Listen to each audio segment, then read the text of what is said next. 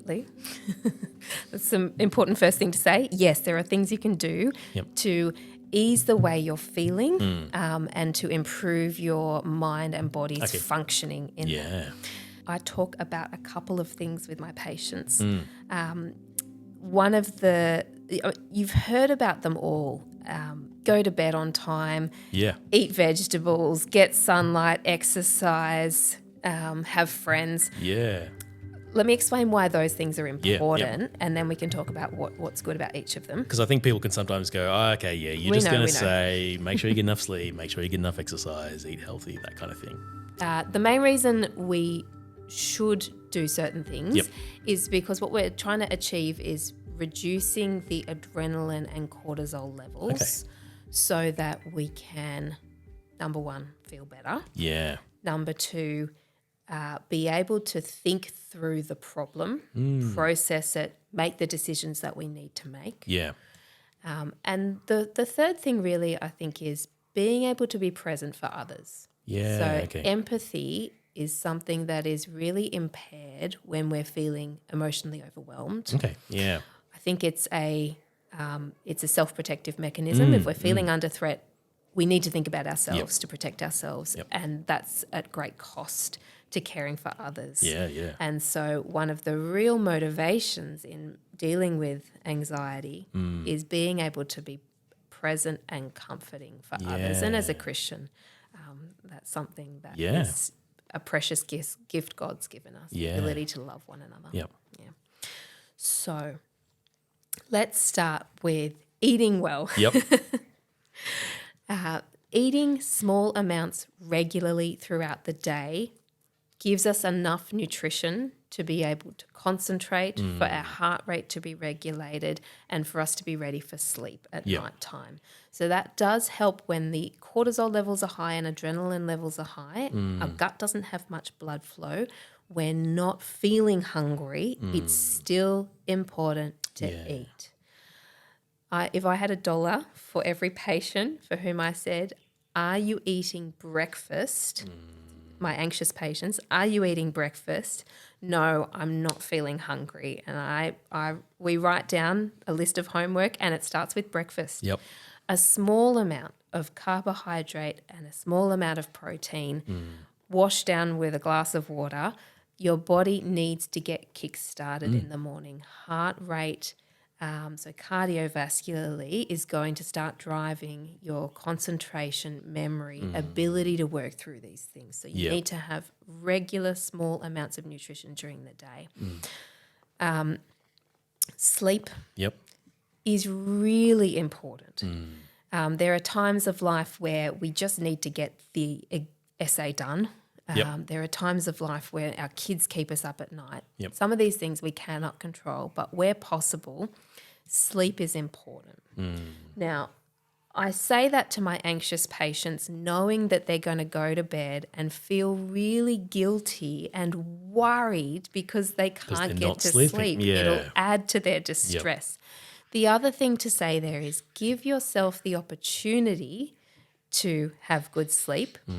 If you are not falling asleep, just lying there still and quiet with your muscles relaxed is almost as restorative as full sleep. So give yourself the best opportunity. Don't need to feel guilty or anxious if your body's not falling asleep, but just having that opportunity. Low lighting, no alcohol, no screens half an hour before bed, and consistency with bedtime and wake-up times are the key things. We call that sleep hygiene. And that's something that I think as a culture or as a society, we're only really starting to realise how much that plays into our entire life. If we've got good sleep hygiene, it actually affects so much of day-to-day of everything. Yes, absolutely. Yep. It's really important. Parents know this because when you're deprived of it, you realise you need it. Exercise. This is my hobby horse. Admittedly, I don't follow this nearly as much as I should, so I need to put that in as an honest moment. The reason exercise is so important is because adrenaline is processed in one of two ways. either it takes about 8 hours, that's its half-life, to circulate around your bloodstream, affecting your heart rate, affecting your gut, affecting your racing thoughts and disturbing your sleep.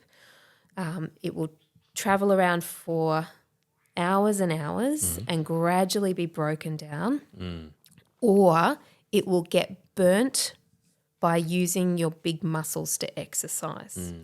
When I say big muscles, I mean texting on your phone is not enough. And ping pong depends how you play. Yep. Running, jogging, swimming, jumping, even weights, something that's using your arms and legs for half an hour is very effective at burning adrenaline. And people who exercise regularly will notice, if you start, you'll notice within 2 weeks there will be a significant improvement in how nervous you're feeling in general.